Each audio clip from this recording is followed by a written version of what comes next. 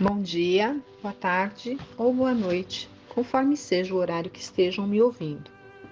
Dando sequência à série de palestras promovidas pela Casa de Fabiano, hoje nós vamos começar o tema lendo uma passagem do Evangelho de Mateus, que é aqui tirada do Evangelho segundo o Espiritismo, no capítulo 17, Sede Perfeitos. E aqui é um item que vai falar sobre os caracteres da perfeição, mas nós vamos pegar a passagem evangélica, onde Mateus fala desses caracteres, né? Com as palavras de Jesus que ficaram assim registradas. Mas eu vos digo, amai os vossos inimigos, fazei o bem aos que vos têm ódio, e orai pelos que vos perseguem e caluniam, para serdes filhos de vosso Pai que está nos céus, o qual faz nascer o seu sol sobre bons e maus, e vir chuva sobre justos e injustos. Porque se vós não amais senão os que vos amam, que recompensa haveis de ter? Não fazem os publicanos também o mesmo? E se vós saudardes somente os vossos irmãos, que fazeis nisso de especial? Não fazem também assim os gentios? Sede vós logo perfeitos, como também vosso Pai Celestial é perfeito. Então, essas palavras de Jesus nos convida à nossa transformação moral, né? Jesus aqui está nos recomendando para que nós procuremos ser melhores, melhorarmos, nos aproximarmos de Deus, buscarmos a perfeição que é relativa, a perfeição que é condizente com a condição do homem aqui na Terra, né?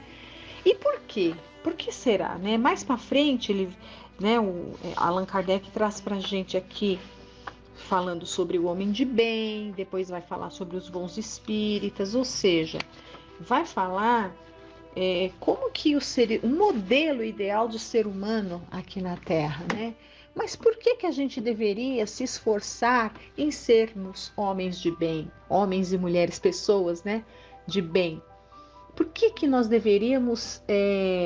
por que Jesus nos deixou essas recomendações, né?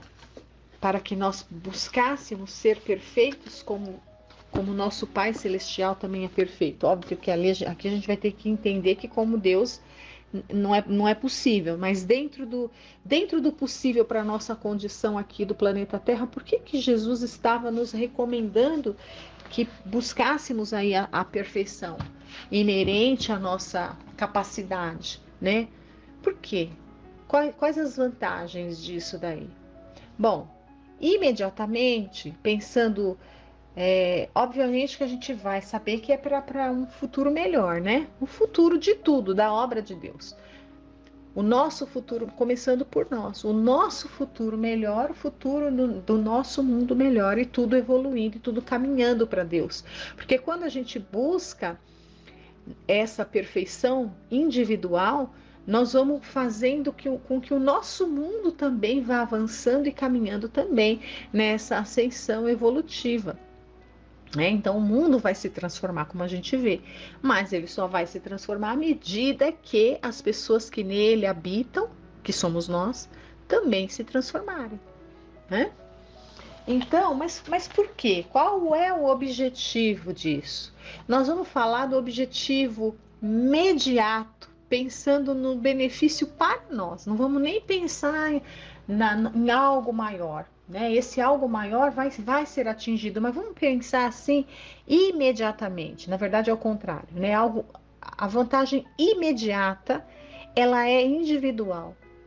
Porque quando nós buscamos fazer essas recomendações, seguir essas recomendações de Jesus e nos tornarmos homens de bem e procurarmos ser perfeitos como nosso Pai Celestial é perfeito, né? Nós vamos atingir, né? Porque a gente tem que se lembrar que uma hora nós vamos desencarnar, né? E como vai ser a nossa condição após o nosso desencarne? Então a gente vai perceber que a nossa condição após o nosso desencarne, ela está intimamente ligada com a forma de vida que nós levamos enquanto estivemos encarnados aqui, né? Então, aquilo que nós fizemos aqui vai refletir muito diretamente na nossa situação após o nosso desencarne. Então, aquele que conseguiu, lutou pelo menos, né? Aquele que lutou, reconhece o verdadeiro espírita e o verdadeiro cristão pelos esforços que faz para vencer-se a si mesmo. Então, o verdadeiro espírito e o verdadeiro cristão, esses são o homem de bem, que a gente vê que está lá escrito, né? Que o homem de bem é o verdadeiro espírita e o verdadeiro cristão, esses são o homem de bem. Ou seja, aquela pessoa é aquele indivíduo que está na luta para se melhorar. É aquele que está fazendo o exercício, está praticando o exercício que Santo Agostinho recomendou, né, que fizéssemos ali. Está colocando, está indagando a própria consciência diariamente para tentar ser melhor. E isso também está escrito naquela bela lição do Homem de Bem, né? Para tentar ser melhor nesse dia do que o que foi na véspera. Então, nosso objetivo aqui na Terra deveria ser esse. Claro que nós vamos errar, estamos errando e vamos continuar errando pela nossa própria natureza, mas o mérito está na luta sincera em se melhorar a cada dia. Né? O desejo e a luta e a busca para se melhorar a cada dia. Por quê? Porque quando chegar a nossa hora, nós teremos a certeza que aquele que bem cumpriu o seu dever aqui, né, e cumprir essas obrigações de cristão e fazer essas recomendações que Jesus nos ensinou, esse é o nosso dever como cristãos, né? É isso que vai proporcionar para a gente um retorno tranquilo e em paz, né? E aqui no livro O Céu e o Inferno, no capítulo, eu vou começar aqui, olha, no finalzinho do capítulo 1, Allan Kardec, ele fez um estudo aqui minucioso, né? E ele vai mostrar para a gente por que vale a pena fazer o bem, vale a pena fazer a reforma íntima, vale a pena se melhorar, devemos fazer isso, com vistas imediatamente, né, a transição pela qual vamos passar após o desencarne, né? Então, olha só, como que nós vamos chegar do outro lado se nós praticarmos o bem, fizermos, né, buscarmos aí seguir as recomendações de Jesus. Então, olha lá, o espírito, ele sofre tanto mais quanto mais lento for o desprendimento do perispírito. Então, no momento da morte, quanto mais lento for esse desprendimento do perispírito, mais vai ser difícil para o espírito. O sofrimento vai ser maior, né? E o que é que faz com que esse desprendimento se lentifique? É o apego às coisas da terra, é o materialismo, é a falta de fé no futuro, ou seja, é o oposto de tudo isso que Jesus nos recomendou. Então, quando a gente busca seguir essas recomendações, o que vai acontecer naturalmente? O nosso desprendimento vai ser mais rápido, mais tranquilo, né? E olha o que ele continua dizendo, olha, a presteza, ou seja, a rapidez do desprendimento depende do grau de desenvolvimento moral do espírito. Para o espírito desmaterializado, cuja consciência é pura, a morte é apenas um sono passageiro, sem nenhum sofrimento, e o seu despertar é cheio de suavidade. Ou seja, para aquele que busca ser um homem de bem, é dessa forma que acontece. Então aqui, olha, imediatamente os benefícios já vamos recolher aqui, né? Para que a gente se esforce pela própria purificação, reprimindo as más tendências e vencendo as paixões, é necessário conhecer as vantagens do futuro. Para se identificar com a vida futura, desejando-a e preferindo-a à vida terrena, não basta acreditar que ela existe, mas é preciso compreendê-la. E para tudo isso é necessário apresentá-la sob um aspecto satisfatório para a razão, de pleno acordo com a lógica, o bom senso e a ideia que se faz da grandeza, da bondade e da justiça de Deus. De todas as doutrinas filosóficas, O Espiritismo é a que exerce a esse respeito a mais poderosa influência, graças à fé inabalável que proporciona. Então, ele está dizendo que bendita a nossa doutrina, que vem esclarecer para a gente, que faz, né, que traz todo esse raciocínio lógico, traz à luz da razão a compreensão desses ensinamentos que a gente acabou de ler do Evangelho. Por que é que a gente tem que agir dessa forma? Não são só palavras bonitas, porque vamos combinar, né, que a forma como o Mateus registrou aqui é até poética, né? Eu acho lindíssima a passagem como a gente acabou de ler aí, né? Mas a gente, tirando essa parte, né, da beleza do texto, né, de uma beleza poética, o que de prático, né? Como aplicar isso? Por que dessas palavras? Por que tem que ser praticado e não só admirado? Aí vem a doutrina espírita e nos explica, por esse motivo, né? Imediato, né? E o outro objetivo imediato, a nossa evolução e, consequentemente, a evolução do nosso planeta, do nosso mundo. E mais ainda, né, a evolução, a gente está a satisfação de estarmos sendo instrumentos ativos na obra de Deus, colaborando para que tudo, para que os desígnios de Deus sejam ali concretizados. Olha só, imagine, né, a plenitude de um espírito que sabe que está contribuindo para que seja concretizados os desígnios do Pai, né? E agora a gente vai lá para o capítulo 2, ainda desse livro, O Céu e o Inferno, que tem um caso prático aqui. Então, olha, vai falar a história do senhor Sanzon. O senhor Sanzon era um antigo membro da Sociedade Espírita de Paris. Ele morreu e ele era um homem de bem. Ele era um desses, né? Ele cumpria todos esses requisitos aí, né? Que pelo menos se esforçava, vivia de acordo com esses preceitos que a gente acabou de ler das recomendações de Jesus a respeito da perfeição, né? Então ele buscava ser o melhor que ele podia. Ele viveu uma vida correta. Ele viveu uma vida dentro dos preceitos do Evangelho. Ele levou uma vida com valores morais elevados, né? E aí ele morreu no dia 21 de abril de 1862, né? Após um ano de cruéis padecimentos. Prevendo o seu fim, ele havia dirigido ao presidente da sociedade uma carta contendo uma passagem que eu não vou ler, né? Mas ele autoriza, nessa carta ele autoriza que depois que ele desencarnasse, que ele fosse evocado, né? Nos trabalhos ali.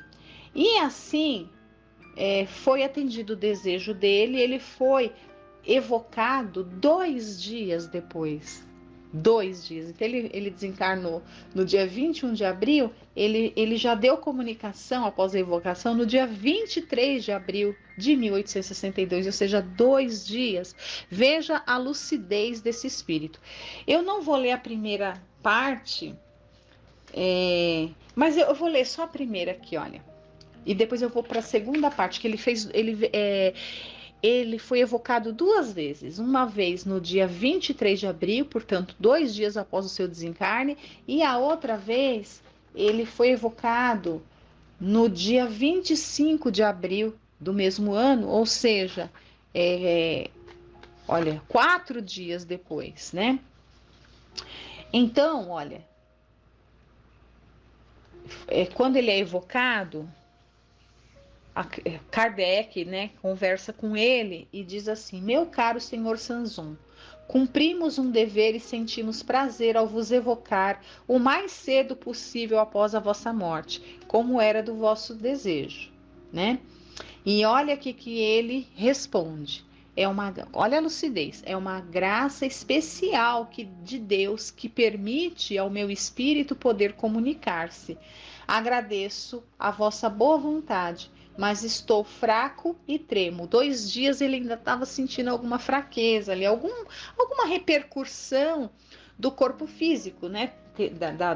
da moléstia, talvez, como a gente leu, que ele desencarnou após um ano de cruéis padecimentos, provavelmente por causa de uma doença, né? Então isso ainda estava se refletindo no corpo perispiritual. Corpo perispiritual. Porém, olha a lucidez dele, a moral dele, né? Feliz por estar ali podendo falar. Olha, quanto levastes para recobrar a lucidez mental? E ele vai dizer, 8 horas. Deus, repito, me havia dado uma prova da sua bondade. Julgou-me bastante digno e jamais poderei agradecer-lhe como devo. Olha,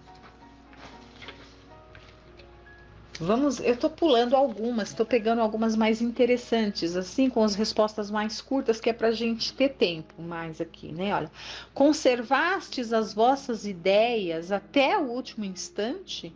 Ele vai responder, sim, meu espírito conservou as suas faculdades, perdi a visão, mas pressentia. Toda a minha vida se desenrolou na minha memória, e a minha última lembrança, meu derradeiro pedido, foi o de poder falar convosco, como o faço. Depois pedi a Deus para vos proteger, a fim de que o sonho da minha vida se realizasse. Então veja que era um espírito, né? Olha o amor que ele já tinha também, até pela doutrina e informação ali, né? Pela o ideal da vida dele, né? Enfim. E olha, no dia 25, ele é evocado novamente, né? Então, ele é evocado novamente, né? E aí fala assim, ó, desde que eu aceitei, seremos felizes de completar o assunto para a nossa instrução. Então, ele foi evocado que era com esse objetivo. Era para instrução, para deixar tanto que está aqui registrado e nós estamos aqui aprendendo e estudando, né? Então ele responde: estou ao vosso dispor, contente porque pensais em mim. Olha a felicidade do espírito de poder, né? Estar ainda ali ativo, fazendo alguma coisa, né? A alegria de servir. Essa é o sentimento mesmo nato de um espírito que está nessa condição, né? Que desperta do lado de lá numa condição de felicidade. Ele ainda não é um espírito que está plenamente depurado, mas ele desencarna e chega do outro lado na condição de um espírito feliz. Ele está feliz, né? Olha, tudo que puder nos esclarecer sobre as condições do mundo invisível, fazendo-nos compreendê-lo, representa elevado ensinamento, pois é a falsa ideia que se tem a seu respeito que leva frequentemente à incredulidade. Não vos admireis, pois, com as perguntas que vos fizermos. Então, Kardec está dizendo que para ele não ficar admirado com as perguntas, provavelmente ele vai fazer perguntas muito aparentemente até óbvias, né? Mas é tudo para um aprendizado. Para quê? Mas para que é um aprendizado? Para acabar com a incredulidade. Então ele tá se explicando aqui, Kardec, né? Não se espante com as perguntas. E aí ele vai dizer: não me admirarei e espero as vossas perguntas. Então aí Kardec vai começar a perguntar, olha. E a gente vai lendo aqui, não vai dar muito tempo, que já tá na hora. Olha. Descrevestes com bastante clareza a passagem da vida para a morte. Disseste que no momento em que o corpo exala o último suspiro, a vida se extingue e a vista do espírito se apaga. Esse momento é seguido de uma sensação penosa e dolorosa? A pergunta que foi feita, e ele vai responder: sem dúvida, porque a vida é uma sequência incessante de dores e a morte é o complemento de todas essas dores. É por isso que se verifica uma ruptura violenta, como se o espírito tivesse de fazer um esforço sobre-humano para escapar do seu envoltório. É esse esforço que absorve todo o nosso ser, não lhe permitindo compreender a transformação por que passa. E não vamos esquecer, todos nós nascemos, né? Nascemos e estamos aqui.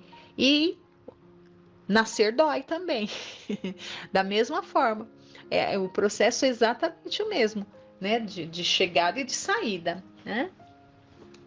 Então, olha, aí aqui tem uma notinha. Ó. Essa não é a regra geral. A experiência mostra que muitos espíritos perdem a consciência antes de expirar, mas que entre os que chegaram a um certo grau de espiritualização, a separação se realiza sem esforços. Né? Então, para cada um é de uma forma.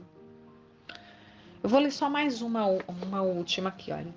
Saber se há espíritos que sofrem mais nesse momento?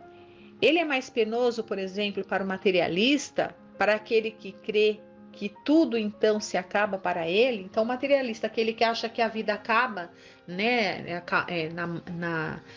na hora da morte, acaba tudo, né, morreu, acabou, nada resta, né? Então, há mais sofrimento nesse caso? Kardec vai pergunta e ele vai dizer, olha, ele responde: isso é certo, porque o espírito preparado já superou os sofrimentos anteriores, ou melhor, habituou-se a sofrer e a serenidade com que aguarda a morte o livra de sofrer duplamente, mesmo porque ele sabe o que o aguarda. O sofrimento moral é o mais doloroso e a sua ausência no instante da morte representa grande alívio. Isso aqui é importantíssimo. Aquele que não crê se parece ao condenado à pena capital, que no seu pensamento vê a lâmina e ao mesmo tempo desconhecido. Há uma semelhança entre essa morte e a do ateu. Então veja, né? O sofrimento moral que ele está dizendo aqui é porque no fundo o espírito sabe que não viveu da forma como deveria ter vivido no último instante. Então aquele espírito que viveu somente ligado às questões da matéria e não deu vistas aí para as questões do espírito, nesse momento, no momento terminal ali, ele sente, vem, né? Isso se torna muito forte dentro dele e aí começa esse sentimento moral, né? Ao contrário daquele homem de bem, né? Que tem ali a sua consciência tranquila pelo bom desempenho ali da tarefa que veio, né? Então, já deu nosso tempo, fica aí para a gente refletir como que a gente tem vivido a nossa vida, né? O quanto a gente tem aproveitado os ensinamentos de Jesus, o quanto a gente tem tentado fazer a nossa reforma íntima, o quanto a gente tem procurado fazer a nossa transformação moral, né? Para que o nosso desencarne na hora que chegar seja assim, tranquilo da forma como foi do Senhor Sanzon, né? Agradeço a todos, fiquem com Deus, uma ótima semana.